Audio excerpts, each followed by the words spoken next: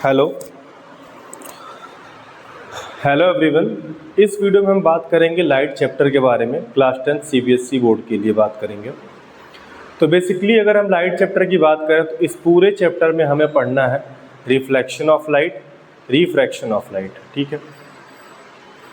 और ये जो रिफ्लेक्शन पढ़ना है, रिफ्रैक्शन पढ़ना है और कुछ थोड़ा बहुत हमें इसमें प्रिज्म के उस जो लाइट का डिस्पर्जन होता है वो भी पढ़ना है। थोड़ा सा अगर हम स्टार्ट करें चैप्टर के बारे में बेसिक से, तो लाइट क्या होता है सबसे पहले समझते हैं। लाइट क्या है? लाइट क्या है? लाइट एक फॉर्म ऑफ एनर्जी है। हमें पता है कि एनर्जी की बहुत सारी फॉर्म्स होती हैं, जैसे heat energy, electrical energy, magnetic energy, chemical energy, wind की वजह से एनर्जी। तो लाइट भी उसी तरीके से एक क्या है? एक फॉर्म ऑफ एनर्जी है। एक क्या है? फॉर्म ऑफ एनर्जी है। और ये जो फॉर्म ऑफ एनर्जी है ये हमें विजन का सेंसेशन देता है। अगर हम कोई चीज़ देख पा रहे हैं तो लाइट की वजह से देख पा रहे हैं, तो इसलिए हम आगे इसमें लिख सकते हैं it is a form of energy, it is a form of energy which gives sensation of vision, जो हमें कोई चीज़ देखने में हेल्प करता है, ठीक है। तो सेंसेशन ऑफ विजन, ये तो हो गई लाइट की डेफिनेशन। अब अगर हम थोड़ी सी लाइट के बारे में एक दो प्रॉपर्टी के बारे में चर्चा करें, लाइट के प्रॉपर्टी के बारे में, तो जो लाइट होता है उसकी दो बहुत बेसिक प्रॉपर्टी होती हैं। दो क्या तीन बोल देते हैं। एक तो पहली चीज़ तो लाइट जो है वो एक इलेक्ट्रोमैग्नेटिक वेव है। लाइट क्या है? एक इलेक्ट्रोमैग्नेटिक वेव्स, ठीक है। लाइट जो इलेक्ट्रोमैग्नेटिक वेव्स होती है। दूसरी चीज़, जो लाइट जो होती है हमेशा स्ट्रेट पाथ में ट्रेवल करती है, उसको बोलते हैं rectilinear propagation. Rectilinear propagation, propagation of light, उसको बोलते हैं रेक्टिलिनियर प्रोपोगेशन। या फिर इसको आप सिंपल भाषा में बोल सकते हैं स्ट्रेट लाइन में ट्रेवल करती है लाइट, हमेशा स्ट्रेट लाइन में लाइट हमेशा ट्रेवल करती है। और तीसरी चीज़ जो लाइट के बारे में हमें याद रखना चाहिए वो है लाइट की स्पीड। लाइट की जो स्पीड होती है वो होती है 3 × 10⁸ मीटर पर सेकेंड। या फिर अगर इसको मैं किलोमीटर में कन्वर्ट करूं तो एक वैल्यू और हम ध्यान रख सकते हैं, वो है 3 लाख किलोमीटर पर सेकेंड। तो ये भी स्पीड हम ध्यान रख सकते हैं, 3 लाख किलोमीटर पर सेकेंड। तो इलेक्ट्रोमैग्नेटिक वेव्स का मतलब क्या होता है? इलेक्ट्रोमैग्नेटिक वेव्स वो वेव्स होती हैं फिजिक्स में जिनको ट्रैवल करने के लिए किसी मीडियम की ज़रूरत नहीं होती है। जैसे अगर मैं वैक्यूम में खड़ा होकर बोलूँ और तो मेरी साउंड आप तक नहीं जाएगी, आप सुन नहीं पाओगे, क्योंकि साउंड को ट्रैवल करने के लिए किसी मीडियम की ज़रूरत होती है। सॉलिड, लिक्विड, गैस, कोई भी मीडियम हो, मीडियम चाहिए होता है, ठीक है। लेकिन लाइट को ट्रैवल करने के लिए आपको पता होगा कि ऊपर स्पेस में बहुत जगह वैक्यूम वगैरह है, तो वहाँ पे कोई मटेरियल नहीं है, कोई मीडियम नहीं है, फिर भी लाइट हम तक ट्रैवल करके आती है। तो लाइट जो कैसी है? इलेक्ट्रोमैग्नेटिक वेव है, ठीक है। उसको ट्रैवल करने के लिए किसी मीडियम की ज़रूरत नहीं होती है। अब रेक्टिलिनियर प्रोपोगेशन ऑफ लाइट क्या होता है? रेक्टिलिनियर प्रोपोगेशन ऑफ लाइट का मतलब होता है लाइट हमेशा सीधी चलती है, हमेशा स्ट्रेट पाथ में ट्रैवल करती है, ठीक है। दूसरी चीज़ है कि ये लाइट की स्पीड होती है 3 × 10⁸ मीटर पर सेकेंड। अब अगर बात करें कि जो लाइट है, ठीक है, उसके फिनोमिनास की बात करें कि वो कौन कौन सी फिनोमिना शो करती है, तो सबसे पहले तो वो लाइट जो होता है वो रिफ्लेक्शन शो करता है। रिफ्लेक्शन पढ़ेंगे। तो रिफ्लेक्शन क्या होता है? रिफ्लेक्शन ऑफ लाइट, ठीक है। रिफ्लेक्शन ऑफ लाइट का मतलब होता है bouncing back of light. Bouncing back of light, जैसे कि एक बॉल अगर हम कहीं एक फर्श पे मारे या दीवार पे मारे तो टकरा के वापस आ जाता है।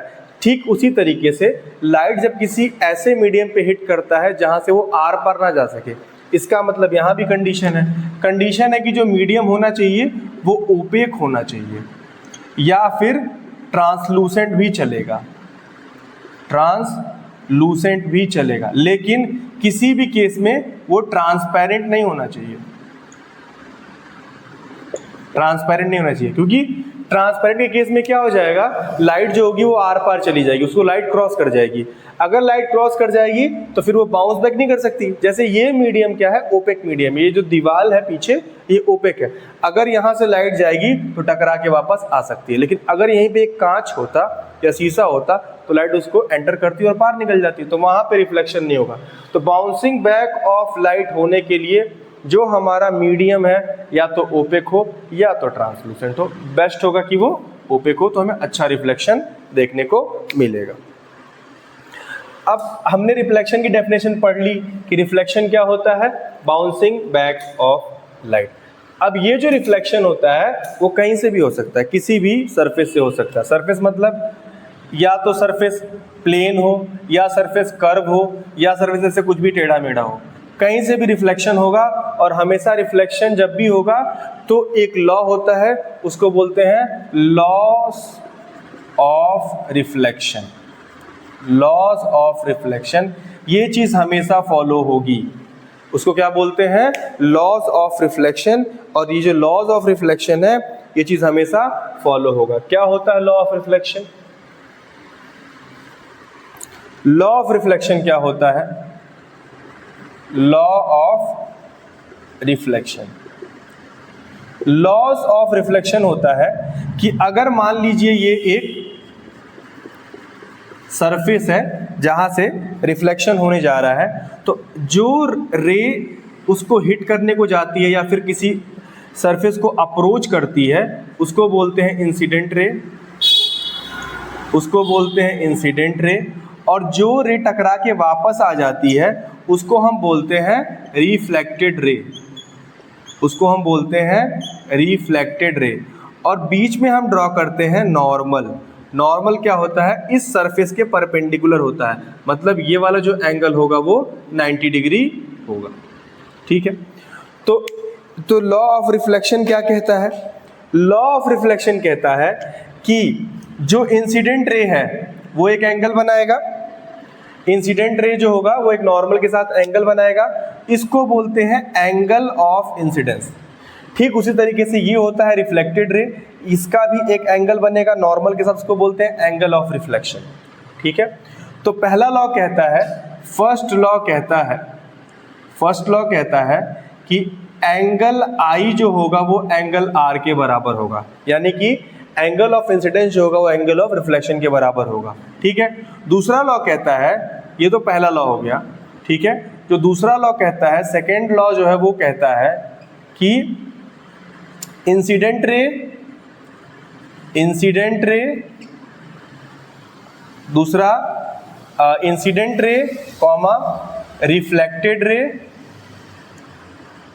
Reflected ray and normal all lies in the same plane. क्या मतलब होता है, तीनों एक ही प्लेन में लाई करेंगे। इसका क्या मतलब होता है, लेट सपोज कि ये इंसिडेंट रे है जो रे अप्रोच कर रही है, ये जो बीच वाला जो मैंने पर्पल कलर का शो कर रखा है, रेड जो भी है, उसको हमने नॉर्मल मान रखा है, और ये क्या है, रिफ्लेक्टेड रे है।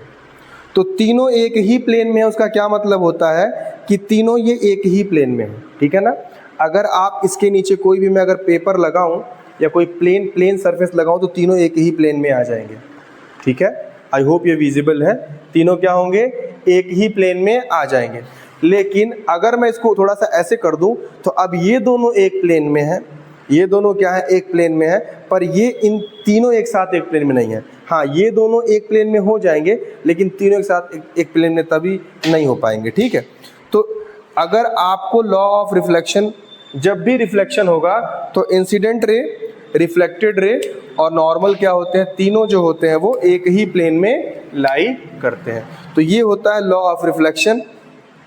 और रिफ्लेक्शन कहीं से भी हो रहा हो, रफ सरफेस से हो रहा हो, स्मूथ सरफेस से हो रहा हो, या फिर क्या बोलते हैं स्फेरिकल सरफेस से हो रहा हो, कर्व सरफेस से हो रहा हो, हमेशा ये चीज़ फॉलो होगा कि लॉ ऑफ रिफ्लेक्शन हमेशा वैलिड होता है। ठीक है, आइए एक बेसिक सा क्वेश्चन देखते हैं। जैसे मान लो कि अपने पास एक ये मिरर है, पीछे से इसमें ये एक ओपेक सरफेस बना दिया मैंने, उसके बाद अगर मान लो कि ये एक इंसिडेंट रे है और ये उसका क्या हो जाएगा, नॉर्मल हो जाएगा, और ये क्या हो जाएगा, उसका रिफ्लेक्टेड हो जाएगा।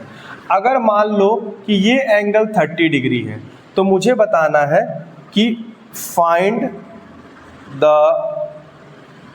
Angle of reflection. तो बताओ कि एंगल ऑफ रिफ्लेक्शन कितना होगा।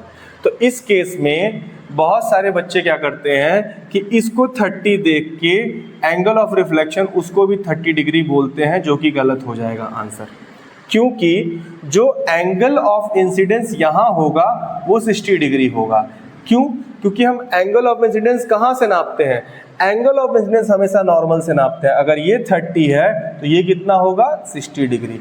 और according to the law of reflection incident angle और एंगल ऑफ रिफ्लेक्शन दोनों बराबर होता है, तो ये भी एंगल कितना हो जाएगा, 60 डिग्री। इसलिए एंगल आर भी कितना हो जाएगा, 60 डिग्री। तो अब ये सही है, ठीक है। चलिए,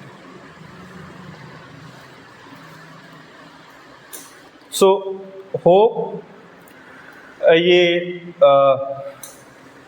जो भी चीज़ें अभी बताई मुझे आपको समझ में आया होगा। इसके बाद का हम किसी अगले पार्ट में कंटिन्यू कर देंगे। इसके बाद जो होगा हम उसको नेक्स्ट पार्ट में कंटिन्यू कर देंगे। सो टिल देन आप इस वीडियो को देख सकते हैं। Okay, then thank you and thank you for watching the video. So thank you for watching the video.